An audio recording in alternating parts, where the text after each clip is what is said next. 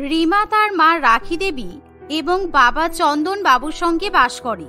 একদিন ছুটির সময় চন্দন বাবু তার মেয়েকে নিয়ে বাজার করতে যায়। কারণ আজকে যেহেতু ছুটির দিন, তাই চন্দন বাবুর ইচ্ছা সে জমিয়ে তার বউয়ের হাতে চিকেন কষা খাবে। তাই সে চিকেনের দোকানে চলে যায়। কিন্তু এরকম চিকেন কাটা দেখে রিমার প্রচন্ড পরিমাণে ভয় লাগে, আর তাই সে কাঁদতে শুরু করে। ওরে বাবা, আমার খুব ভয় করছে, কেমন করে মুরগির মাংস কাটছে, আমার খুব কান্না পাচ্ছে, তুমি এখান থেকে চলো প্লিজ বাবা। কাঁদিস না, এইরকম ভাবে ভয় পেলে কোনোদিনও আর চিকেন খেতে পারবি না। চিকেন খুব টেস্টি, কাঁদিস না মা। বাবা তার মেয়েকে কিছুতেই বুঝিয়ে শান্ত করতে পারে না। এমন সময় চন্দনবাবু চিকেন নিয়ে তার মেয়েকে সঙ্গে করে বাড়ির দিকে যাবে, তখনই রিমা প্রচন্ড জোরে চিৎকার করে কাঁদতে শুরু করে। আর যা দেখে চন্দনবাবু ভীষণ পরিমাণে দুশ্চিন্তায় পড়ে। তাই সে তার মেয়েকে শান্ত করার কোনো উপায় খুঁজে পায় না। ঠিক আছে, তোর মুরগির মাংস কাটা দেখে এত ভয় লাগছে তো, তোকে এখন এমন একটা জিনিস খাওয়াবো যে তুই মুরগির মাংসের প্রেমে পড়ে যাবি, আর চিকেন খেতে তোর খুব ভালো লাগবে, আর কোনোদিনও ভয় পাবি না। মোটেই না, তুমি আমার মন ভোলানোর জন্য এরকম বলছো? এরকম হয় নাকি? তুমি আমাকে একটা ভালো ডিশ খাওয়াবে আর আমি চিকেন কাটা দেখে আর ভয় পাবো না, এরকম হতে পারে? হ্যাঁ, পাবি না, চল আমার সাথে। আমাদের বাড়ির সামনে একটা নতুন বড় রেস্টুরেন্ট হয়েছে। ভেবেছিলাম তোকে আর তোর মাকে নিয়ে যাবো খেতে, কিন্তু এখন মনে হচ্ছে তোকে একাকেই নিয়ে যেতে হবে রেস্টুরেন্টে।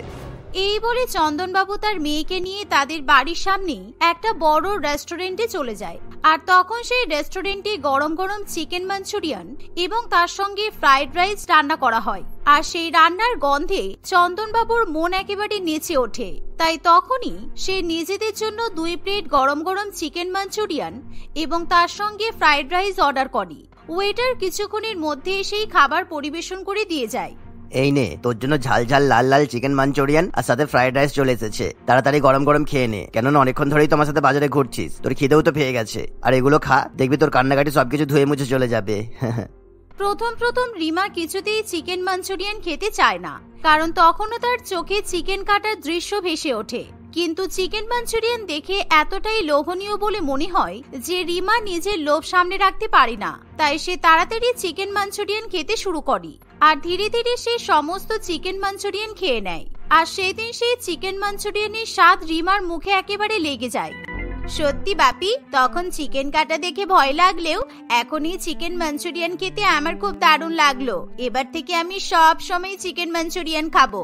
তুমি বাজার থেকে যে চিকেনটা কিনলে, বাড়িতে গিয়ে মাকে বলবো চিকেন মাঞ্চুরিয়ান বানাতে। এভাবেই রিমার মুখে হাসি দেখে তার বাবাও খুশি হয়। দুজনে মিলে কিছুক্ষণের মধ্যেই বাড়িতে ফিরে যায়। আর বাড়িতে গিয়ে রিমা তার মাকে গরম গরম চিকেন মাঞ্চুরিয়ান বানাতে বলে। তারপর থেকে রিমার বাড়িতে যখনই চিকেন নিয়ে আসা হয়, তখনই রিমার জন্য চিকেন মাঞ্চুরিয়ান বানিয়ে দেওয়া হয়।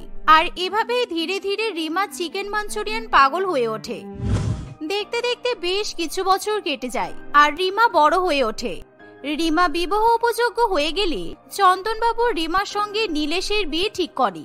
কিন্তু বিয়ের আগে চন্দনবাবু যখন খাবারের মেনু ঠিক করে, এমন সময় তোর বিয়েতে ফিশ ফ্রাই, ভেটকি মাছের পাতুরি, চিকেন বিরিয়ানি আর সাথে মটন কষা হবে। আর শেষ পাতে চাটনি, মিষ্টি, পান আর আইসক্রিম তো থাকবেই। এ কি, তুমি আমার বিয়েতে এত খাবার দাবারের আয়োজন করছো, কিন্তু আমি যেটা ভালোবাসি সেটাই থাকবে না? এটা কখনো হতে পারে বাপি? আর শোনো, তুমি ওসব চিকেন বিরিয়ানি, মটন চাপ ক্যান্সেল করে দাও, কারণ আমার মটন খেতে ভালো লাগে না। কিন্তু এটা আবার কেমন কথা? বিয়ে বাড়িতে মটন হবে না তো কি হবে? আর বিয়েতে যদি আমি মটন না খাওয়াই তাহলে লোক নানান রকম কথা বলবে, কেননা এখন প্রত্যেকের বিয়েতেই মটনটা কমন, বুঝেছিস? আমি অত কথা শুনতে চাই না। মটন কমন হোক আর আনকমন হোক, মটন রান্না করার কোনো দরকারই নেই।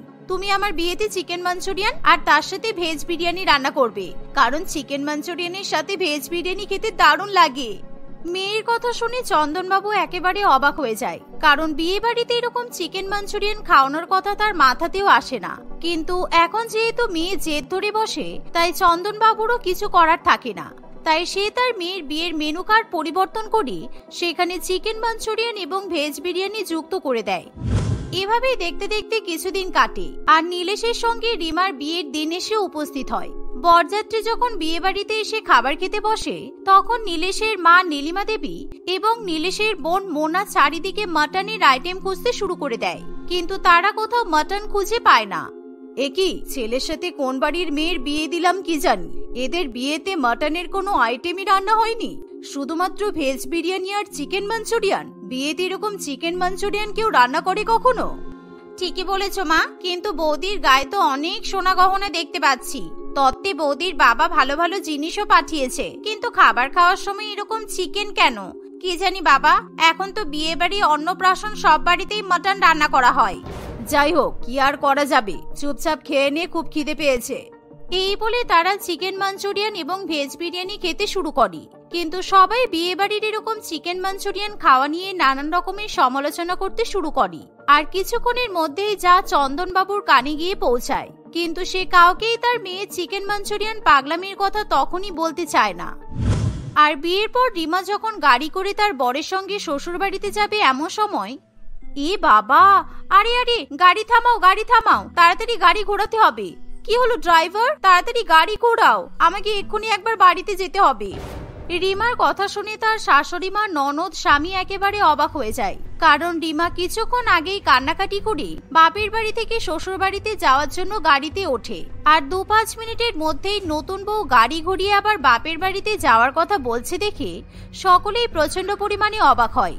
তুমি কি পাগলামি করছো রিমা? নিজের মাকে জড়ি ধরে কান্নাকাটি করলে, বাবাকে জড়ি ধরে কান্নাকাটি করলে, এখন আবার গাড়ি ঘুরিয়ে বাপের বাড়ি যাবে কেন? কি হয়েছে তোমার? কোনো কষ্ট হচ্ছে নাকি? টয়লেট পেয়েছে? কোনটা বলো? না না, আসলে আমি তত্ত্বের দুটো বড় বড় হাড়ি ভুল করে বাপের বাড়িতে রেখে এসেছি। সবকটা জিনিস গাড়ির ডিকিতে তোলা হয়েছে, শুধু ওই হাড়িটা আমার কাছে রাখার কথা ছিল, কিন্তু আমি হাড়িটা নিয়ে আসতেই ভুলে গেছি। তাই যে করেই হোক আমাকে ওই হাড়িটা বাপের বাড়ি থেকে নিয়ে আসতেই হবে। রিমা এরকম বাপের বাড়ি ফিরে যাওয়ার জন্য নাছোড়বান্দা হয়ে উঠলে তাদের কিছু করার থাকে না, ফলে তারা গাড়ি ঘুরিয়ে আবার রিমার বাপের বাড়ির দিকে যায়। আর সেই গাড়ি আবার রিমার বাপের বাড়িতে ফিরে এসেছে দেখে চন্দনবাবু এবং রাখি দেবী প্রচন্ড পরিমাণে দুশ্চিন্তায় পড়ে। মা, তোমাকে বারবার করে বললাম যে আমি যখন শ্বশুর বাড়িতে যাব তখন আমার গাড়ির মধ্যে ওই হাড়ি দুটো বসিয়ে দেবে, কিন্তু তুমি দিলে না কেন? তাড়াতাড়ি ওই হাড়ি দুটো দাও, তা না হলে শ্বশুর বাড়িতে গিয়ে কি হবে বলো তো? উফ বাবা, তোকে নিয়ে আর সত্যি পারি না। ঠিক আছে দাঁড়া, আমি এক্ষুনি হাড়ি দুটো নিয়ে এসে দিচ্ছি। তুই যে ওই হাড়ি দুটোর জন্য একেবারে মাঝ রাস্তা থেকে গাড়ি নিয়ে আবার ফিরে আসবি, আমি তো ভাবতেই পারিনি। তোর কাণ্ড কারখানা দেখে সবাই হাসছে, একবার দেখেছিস? আরে কারোর হাসিতে আমার কিছু যায় আসে না, তুমি তাড়াতাড়ি করো তো। এই শুনে রাখি দেবী তাড়াতাড়ি করে দুটো বড় হাড়ি রিমার গাড়িতে বসিয়ে দেয়। আর রিমা সেই হাড়ি দুটো নিয়ে মনের আনন্দে শ্বশুর বাড়ির দিকে আবার রওনা দেয়। আমার মনে হয় এই দুটো হাড়িতে অনেক দামি দামি মিষ্টি আছে, সেই জন্য বৌমা ওরকম তাড়াতাড়ি করে বাপের বাড়িতে আবার ফিরে আসলো। ভালোই হয়েছে, আজকে বাড়ি গিয়ে মিষ্টি কিনে টাকা খরচা করতে হবে না, খাওয়া দাওয়ার পর লোকের পাতে এই মিষ্টি দিয়েই চালিয়ে দেব। কিছুক্ষণের মধ্যেই রিমা তার পরিবারকে নিয়ে শ্বশুর বাড়িতে পৌঁছায়।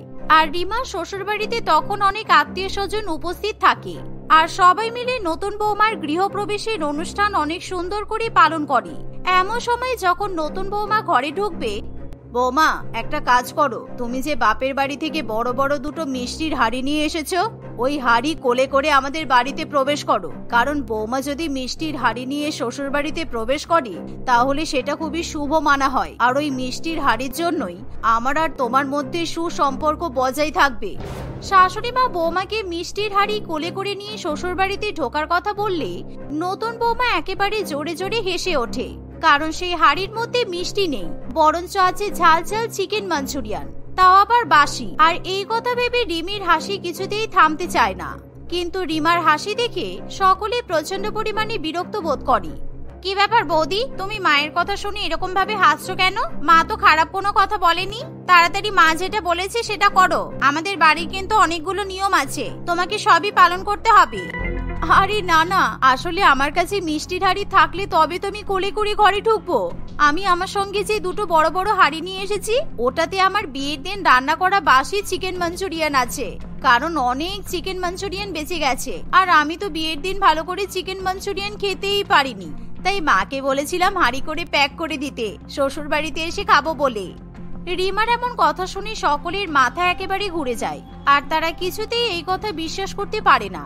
এমন সময় রিমা তাড়াতাড়ি কোলে করে সেই চিকেন মাঞ্চুরিয়ানের হাড়ি নিয়ে চলে আসে, আর সেই বড় বড় হাড়ি নিয়েই সে শ্বশুর বাড়িতে ঢোকে। এই যে মা, আমি চিকেন মাঞ্চুরিয়ান নিয়ে শ্বশুর বাড়িতে ঢুকলাম, আর চিকেন মাঞ্চুরিয়ান কিন্তু ঝাল মিষ্টি হয়, সুতরাং আপনার আর আমার মধ্যে সবসময় মিষ্টি আর ঝালের সম্পর্ক বজায় থাকবে, কোনো চাপ নেই। এই বলে নতুন বৌমা নিজের ঘরে চলে যায় আর শাড়ি পরিবর্তন করে খাটের উপর বসে বেশি বেশি করে সেই চিকেন মাঞ্চুরিয়ান খেতে শুরু করে দেয়। আর তার এতটাই খিদে পায় যে সে ওই চিকেন মাঞ্চুরিয়ান গরম পর্যন্ত করে না। আর নতুন বৌমাকে এরকম ঠান্ডা ঠান্ডা চিকেন মাঞ্চুরিয়ান খেতে দেখে সকলেই প্রচন্ড পরিমাণে অবাক হয়। আর রিমার এমন কাণ্ড দেখে সবাই বুঝতে পারে রিমা আসলে চিকেন মাঞ্চুরিয়ান পাগল। এভাবেই দেখতে দেখতে কিছুদিন কাটে। একদিন, বৌমা অনেক দিন তো হলো, এবার রান্না বান্নার দায়িত্ব পালন করো, কারণ তোমাকে চিকেন মাঞ্চুরিয়ান রান্না করে খাওয়াতে খাওয়াতে আমার হাত ব্যথা হয়ে যাচ্ছে। আমি কিন্তু রান্না বান্না আর করতে পারবো না। ঠিক আছে মা, আজকে আমি গিয়ে আপনাদের জন্য রান্না করছি, আর আমার রান্না একবার খেয়ে দেখবেন, একেবারে প্রেমে পড়ে যাবেন। এই বলে রিমা তাড়াতাড়ি করে রান্নাঘরে যায়। আর তার রান্না করা মানেই সে সবার জন্য আগে চিকেন মাঞ্চুরিয়ান রান্না করবে। কিন্তু সে এতই বুদ্ধিমতী যে এই ব্যাপারে তার শ্বশুরবাড়ির লোকেদেরকে কিছুই জানায় না যে সে আজকে চিকেন বাদে সব রকমের খাবারই রান্না করবে। কারণ এখন তার মুখ চিকেন মাঞ্চুরিয়ান খেতে খেতে পুরো পচে গেছে, যার ফলে তার শ্বশুরবাড়ির পরিবারের প্রত্যেকেই খুবই খুশি হয়। এবার আমি ফ্রিজ থেকে কাঁচা চিকেন বের করব আর তারপর চিকেন মাঞ্চুরিয়ান রান্না করব। আমাকে দিয়ে শীতের মধ্যে রান্না করানো একেবারে ছুটিয়ে দেব। আজকে আমি সবার জন্য চিকেন মাঞ্চুরিয়ানই রান্না করব। আর তখন সবাই বুঝে যাবে যে আমি এটা ছাড়া অন্য কোনো খাবার রান্না করতেই পারি না, তাই আমাকে আর কেউ কখনো রান্না করতে বলবে না। এই ভেবে রিমা তাড়াতাড়ি করে ফ্রিজ থেকে চিকেন বের করে। আর সে যখন চিকেন মাঞ্চুরিয়ান রান্না করতে শুরু করে তখন সেই চিকেন মাঞ্চুরিয়ানের সুন্দর রং দেখে এবং তার সুগন্ধ পেয়ে তার প্রাণ একেবারে নেচে ওঠে। আর ঠিক এমন সময় নীলেশ রান্নাঘরের বাইরে দিয়ে হেঁটে যায়। ও মঞ্চু, আই লাভ ইউ। কতদিন তোমাকে নিজের হাতে ছুঁয়ে দেখিনি, আজকে খুব ভালো লাগছে মঞ্চু। তুমি ছাড়া আমাকে কেউ ভালোবাসে না, আর আমি তোমাকে খুব ভালোবাসি। মঞ্চু সোনা, তুমি আমার মাজনু, আমি তোমার লায়লা। আজকে আমরা দুজনে মিলে করব খাওয়া খাওয়া খেলা। ওরে বাবা রে, আমি তো আগে জানতাম না যে আমার বউয়ের মাঞ্চু নামে একজন লাভার আছে। তাহলে তো আমি ওকে কোনোদিনও বিয়ে করতাম না। এ বাবা, এর আবার খেলা করবে বলছে। এই বলে নীলেশ কান্নাকাটি করতে করতে তার মায়ের কাছে চলে যায়। কি ব্যাপার বাবু, তুই এরকম করে কাঁদছিস কেন? কি হয়েছে? তোর বউ তোকে মেরেছে নাকি? আরে কি হয়েছে বল, আমার কিন্তু খুব ভয় করছে। তুমি নিজের কানে গিয়ে শুনে আসো তোমার বৌমা কি সব অসভ্যতামি করছে। রান্নাঘরে দাঁড়িয়ে দাঁড়িয়ে নিজের বয়ফ্রেন্ডের সাথে গল্প করছে আর বলছে মাঞ্চু আই লাভ ইউ। ও তো বিয়ের আগেই বলতে পারতো যে ওর বয়ফ্রেন্ড আছে, তাহলে তো আমি ওকে কোনোদিনও বিয়ে করতাম না। আমার জীবনটা তোমার বৌমা আর মাঞ্চু মিলে নষ্ট করে দিল। সে কি, মাঞ্চু আবার কি রকম নাম? এই বলে নীলিমা দেবী এবং তার মেয়ে রান্নাঘরের বাইরে গিয়ে কান পাতে। আর তারাও রিমার মুখে সেরকমই কথাবার্তা শুনতে পায়, যার ফলে সবাই প্রচন্ড ভয় পেয়ে যায়। আর এমন সময় তারা যখন সবাই রান্নাঘরে ঢোকে তখন তারা দেখে যে রিমা চিকেন মাঞ্চুরিয়ান রান্না করছে আর চিকেন মাঞ্চুরিয়ানের সঙ্গে গল্প করছে, যা দেখে নীলেশের শরীরে প্রাণ ফিরে আসে। তুমি এতক্ষণ ধরে মাঞ্চু মাঞ্চু করে চিকেন মাঞ্চুরিয়ানের গল্প করছিলে? হাই আমার পোড়া কপাল, আমি কত কিছু ভেবে নিয়েছিলাম। আর রিমা, তোমাকে কতবার বারণ করেছি তুমি এরকম চিকেন পাগলামি করবে না, তাহলে কিন্তু আমি তোমাকে ডিভোর্স দিয়ে দেবো। রিমা এরকম কথা শুনে ভীষণ পরিমাণে ভয় পেয়ে যায়। কিন্তু এমন সময় রিমার শাশুড়ি মা তাকে খুব বকাবকি করে। আর নীলেশ যখন রিমার সামনে নিজের ভুল বোঝাবুঝির কথা বলে তখন রিমাও নিজের ভুল বুঝতে পারে, তাই সে তার বরের কাছে ক্ষমা চেয়ে নেয়। আমি বুঝতে পারিনি তুমি আমাকে এভাবে ভুল বুঝবে, কিন্তু আমি চাই না আমার চিকেন মাঞ্চুরিয়ান খাওয়ার জন্য তোমার সঙ্গে আমার সম্পর্ক নষ্ট হোক, তাই আমি আর বেশি বেশি চিকেন মাঞ্চুরিয়ান খাবো না। তোমরা আমাকে আজকে ক্ষমা করে দাও প্লিজ। এই বলে রিমা সবার কাছে ক্ষমা চেয়ে নেয়। আর তারপর থেকে রিমা আর কখনো চিকেন মাঞ্চুরিয়ান নিয়ে পাগলামি করে না। সে মাঝে মধ্যে পরিমাণ মতো চিকেন মাঞ্চুরিয়ান খেয়ে থাকে।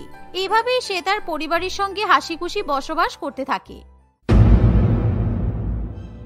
জয়িতা দেবী তার দুই মেয়ে দীপা এবং মিনার সঙ্গে বাস করত। জয়িতা দেবী একটা প্রাইভেট কোম্পানিতে ম্যানেজার পদে নিযুক্ত ছিল। তার মাসিক বেতন অনেক বেশি হওয়ায় তাদের বেশ সচ্ছল অবস্থা ছিল। কিন্তু জয়িতা দেবী তবুও সবসময় তার দুই মেয়ের বিয়ে নিয়ে খুবই চিন্তা করত, কারণ তার স্বামী না থাকায় তাদের মাথার উপর গার্জেনের ছায়া বলতে কিছু ছিল না। তার দুই মেয়ে যখন অনেক ছোট ছোট ছিল তখন থেকেই সে তার মেয়েদের বিয়ের কথা চিন্তা করা শুরু করে দিয়েছিল।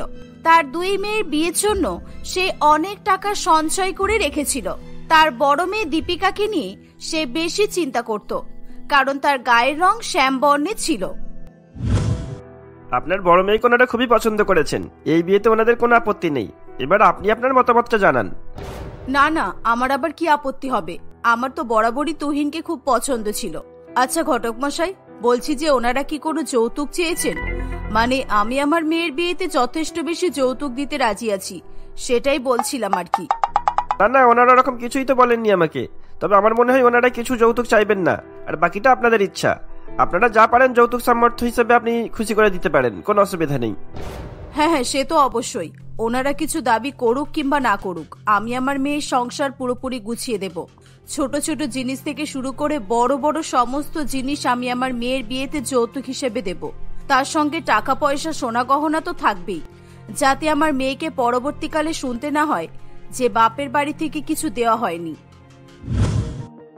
ঘটক মশাই তুহিনের বাড়িতে গিয়ে তুহিন এবং তার পরিবারকে জয়িতা দেবীর দেওয়া যৌতুকের ব্যাপারে জানায়।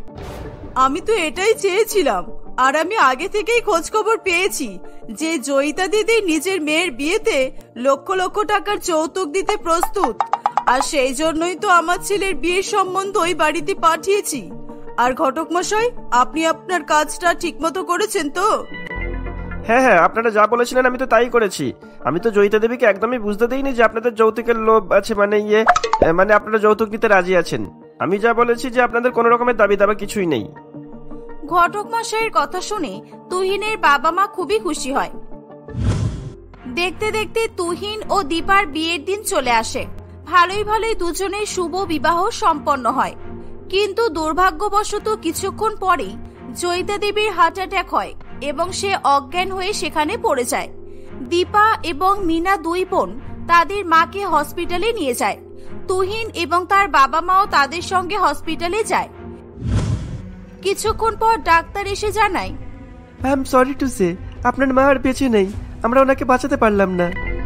এই কথা শুনে মিনা এবং দীপা দুজনেই অবাক হয়ে যায়। তারা দুজনেই কেঁদে ওঠে। ডাক্তারবাবু, এটা কখনোই হতে পারে না, আমার মা এত তাড়াতাড়ি আমাদেরকে ছেড়ে যেতে পারে না। ডক্টর, আপনি প্লিজ আমার মাকে বাঁচিয়ে তুলুন। মাকে ছাড়া আমাদের যে আর কেউ নেই। আমার দিদির আজকেই বিয়ে হয়ে গেল, আমি একা হয়ে যাব, না হলে আমি মাকে ছাড়া কিভাবে থাকবো? ক্ষমা করবেন, আমার বলতে খুবই খারাপ লাগছে। আসলে ওনাকে যখন এনেছিলেন তখন অলরেডি উনি মারা গিয়েছিলেন। হার্ট অ্যাটাকের সময় সঙ্গে সঙ্গে উনি প্রাণ হারিয়েছেন। দীপা এবং মিনা তাদের মাকে হারিয়ে অজরে কান্নাকাটি করতে থাকে। তুহিন এবং তার পরিবার কোনো রকমে দুই বোনকে শান্ত করে বাড়িতে নিয়ে আসে। তারা দুই বোনকে সামলানোর চেষ্টা করে। পরের দিন জয়িতা দেবীর অন্তিম কার্য সম্পন্ন করা হয়। বৌমা, বলছি যে তোমার তো বিয়ে হয়ে গেছে, এবার কিন্তু তোমাকে আমাদের সঙ্গে যেতে হবে। তোমাকে কিন্তু তোমার সংসারের কথা এবার ভাবতে হবে। যা হওয়ার সেটা তো হয়েই গেছে, এবার তুমি তোমার নতুন জীবনটা শুরু করো। আমি কিভাবে যাব আপনাদের সঙ্গে বলুন? আমি তো বুঝে উঠতে পারছি না সেটাই। আমি যদি শ্বশুর বাড়িতে চলে যাই তাহলে আমার বোনটা যে একা হয়ে যাবে। আমাদের বাবা নেই, মা নেই, আমার বোনকে দেখবে কে? দিনকালের অবস্থা যা খারাপ, আমি আমার যুবতী বোনকে একা একা কিভাবে ছেড়ে চলে যাব? কিন্তু এরকম বললে তো হবে না বৌমা, আমাদের কথাটাও তো তোমাকে চিন্তা করতে হবে। আমার ছেলের কথা তুমি একবারও ভাবলে না, তুমি শুধু তোমার বোনের কথাই চিন্তা করছো। আমার বোনের কথা চিন্তা করার মতো এই পৃথিবীতে যে আর কেউ নেই, তাই আমাকেই তো চিন্তা করতে হবে। আমি আমার বোনকে ছাড়া আপনাদের সঙ্গে কিছুতেই যেতে পারবো না। তোমার কথার অর্থ ঠিক আমি বুঝতে পারছি না বৌমা। তুমি তোমার বোনকে ছাড়া আমাদের বাড়িতে যেতে প্রস্তুত নও, তার মানে তুমি চাইছো আমার ছেলে তোমাদের বাড়িতে ঘর জামাই থাকুক, তাই তো? আমি এটা কখনোই মেনে নেব না। তুমি যেরকম তোমার বোনকে ছাড়তে পারছো না, সেই জায়গায় আমি আমার ছেলেকে কিভাবে ছাড়বো? মা, আপনি কিন্তু ভুল ভাবছেন। আমি একবারের জন্য আপনার ছেলেকে ঘর জামাই থাকার কথা বলিনি এখনো পর্যন্ত। আরে তোমরা দুজনে শুধু শুধু এত ঝামেলা করছো কেন বলো তো? এই ছোট একটা জিনিস নিয়ে এত বাড়াবাড়ি করার তো কিছু নেই। আমি তোমাদের সমস্যার এখনই সমাধান করে দিচ্ছি। দীপা, তোমার বোনকে নিয়ে কোনো সমস্যা নেই, তাই তো? জামাইবাবু হিসাবে আমার শালীর প্রতি আমারও তো কিছু কর্তব্য আছে। মিনা তোমার বোন মানে আমারও বোন, তাই আমার সঙ্গে মিনাকেও সঙ্গে করে নিয়ে চলো, কোনো অসুবিধা হবে না। তুহিন, তুমি সত্যি বলছো? আমি আমার বোনকে তোমাদের বাড়িতে নিয়ে যেতে পারি? তোমাদের কোনো প্রবলেম হবে না তো? না দীপা, আমার কোনো প্রবলেম হবে না। আর আমার যখন প্রবলেম হবে না, আমার বাবা মায়েরও কোনো প্রবলেম না হওয়ারই কথা। কি মা, তাই তো? একই মুশকিলে পড়ে গেলাম রে বাবা। যৌতুকের লোভে আমার দুধের মতো ফর্সা ছেলের বিয়ে এরকম শ্যামবর্ণের মেয়ের সঙ্গে ঠিক করেছিলাম। বিয়ের পর এরকম বিপদ হবে কি করে জানবো? কিন্তু এখন যদি আমি মিনাকে আমাদের সঙ্গে নিয়ে না যাই তাহলে যে লক্ষ লক্ষ টাকা যৌতুক হাতছাড়া হয়ে যাবে। কি হলো মা, তুমি কিছু বলছো না কেন? না না, আমাদের আবার কি প্রবলেম হবে বলতো? আজ পর্যন্ত আমরা তোর কোনো কথা ফেলেছি? আচ্ছা, আমাদের গাড়ি কিন্তু এসে গেছে, চলো এবার আমাদের বেরিয়ে যেতে হবে। সবাই মিলে তৈরি হয়ে গাড়িতে ওঠার জন্য বাইরে বেরিয়ে আসে। দীপাদের বাড়ির সামনে যৌতুকের জিনিসপত্রে ভর্তি 10টা ট্রাক দাঁড়িয়েছিল। সেই সঙ্গে তুহিনের পার্সোনাল গাড়ি নিয়ে ড্রাইভারও দাঁড়িয়েছিল। এ তো বড় সমস্যা। বৌমা, আমরা তো 5 জন আছি, ড্রাইভারকে ছাড়া আমাদের গাড়িতে খুব কষ্ট করে 4 জন লোক ধরবে। তোমার বোনকে কিভাবে নিয়ে যাব বলো তো? এই যে মিনা, তোমাদের এতগুলো যৌতুকের গাড়ি দাঁড়িয়ে আছে, তো তুমি যে কোনো একটা গাড়িতে উঠে পড়ো। না মা, এটা কি করে হয়? মিনা যৌতুকের ট্র্যাকে উঠে বসবে, এটা খুবই খারাপ দেখাবে তো। আমি বরং যৌতুকের গাড়িতে উঠে পড়ছি। মিনা, তুমি তোমার দিদির পাশে গিয়ে বসো, কেমন? না না জামাই বাবু, এটা কি করে হয়? বিয়ের পর বর আর বউকে একসঙ্গে যেতে হয়, এটাই নিয়ম। তোমরা গাড়িতে উঠে পড়ো, আমি যে কোনো একটা ট্রাকে উঠে পড়ছি। ট্রাকে করে যেতে আমার কোনো সমস্যা হবে না।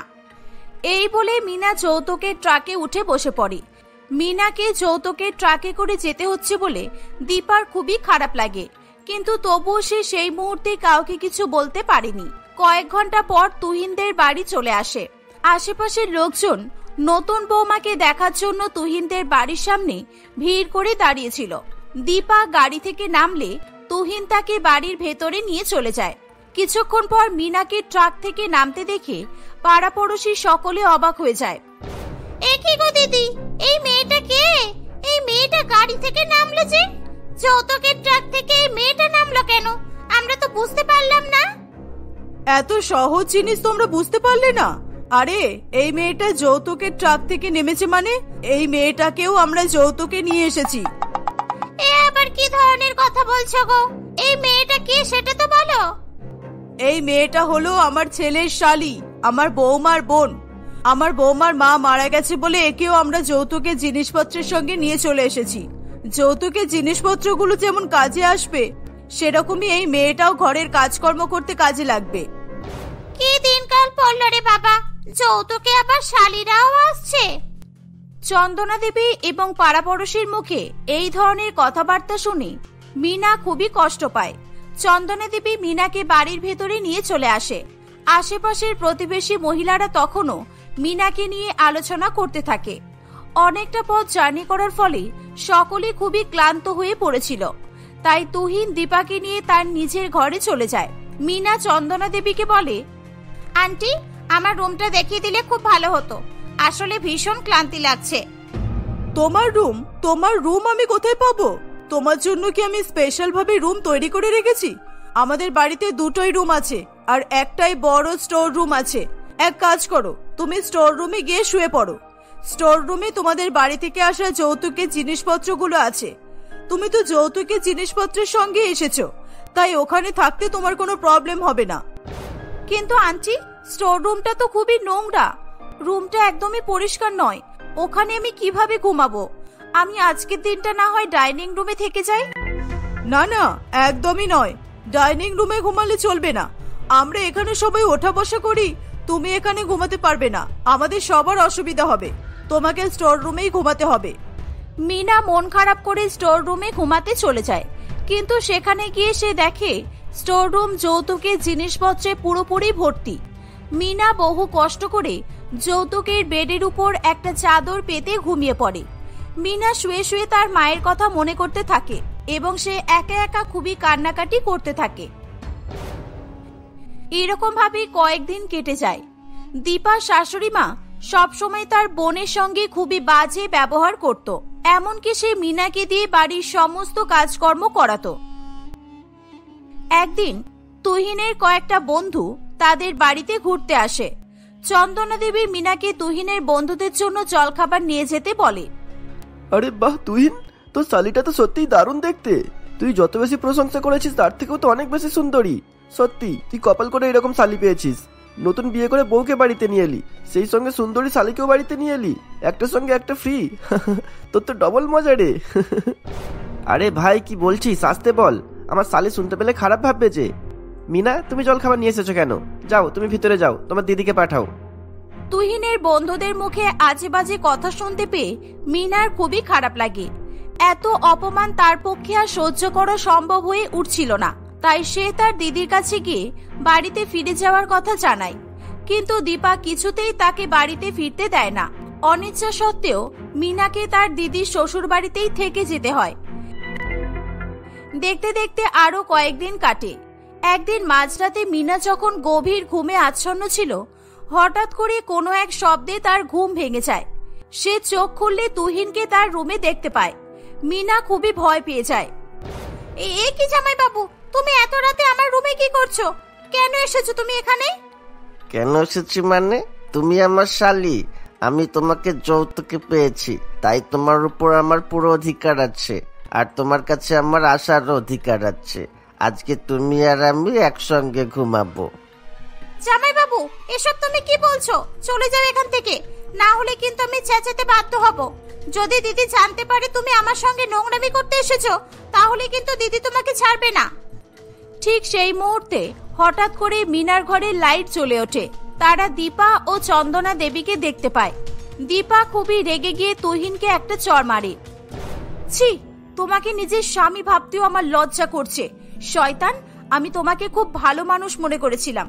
আমি ভেবেছিলাম আমার বোনকে তুমিও তোমার বোনের চোখেই দেখো, কিন্তু না, তোমার মনে তো অন্য কিছুই ছিল। আমি অনেক সহ্য করেছি, কিন্তু আর নয়। আমার বোনকে তোমরা অনেক অপমান করেছো। আমার বোনকে তোমরা যৌতুকের জিনিসের সঙ্গে তুলনা করেছো। আমি এই বাড়িতে আর থাকবো না। চল বোন, আমরা আমাদের বাড়িতে ফিরে যাই। তুহিন লজ্জায় কিছু বলতে পারে না। বৌমা, তুমি বাড়ি ছেড়ে যেও না দয়া করে। আমার ছেলেটা নেশার ঘরে হয়তো ভুলভাল বকেছে, তোমরা ওকে ক্ষমা করে দাও। বিয়ের 1 মাসের মধ্যে নতুন বউ বাড়ি ছেড়ে চলে গেলে আমাদের মান সম্মান থাকবে না যে। মান সম্মান? কিসের মান সম্মানের কথা বলছেন? আপনি আমার বোনের মান সম্মান ইজ্জতের কথা ভেবেছেন? আপনার ছেলে ভেবেছে? আপনারা কি ভেবেছিলেন আমাদের বাবা মা নেই বলে আমরা সব সময় আপনাদের শরণাপন্ন হয়ে থাকবো? কিছুতেই নয়। আমাদের মা আমাদের 2 বোনের জন্য অনেক আগে থেকেই সবকিছু চিন্তা করে রেখে গেছে। আর হ্যাঁ, যৌতুকের জিনিসগুলো সুদ সমেত ফেরত দিয়ে যাবেন। এই বলে দীপা তার বোনকে নিয়ে সেখান থেকে চলে যায়। তাদের মায়ের জমানো টাকা দিয়ে 2 বোন একটা বড় শপিং মল খোলে। 2 বোন এভাবেই হাসি খুশি জীবন কাটাতে থাকে।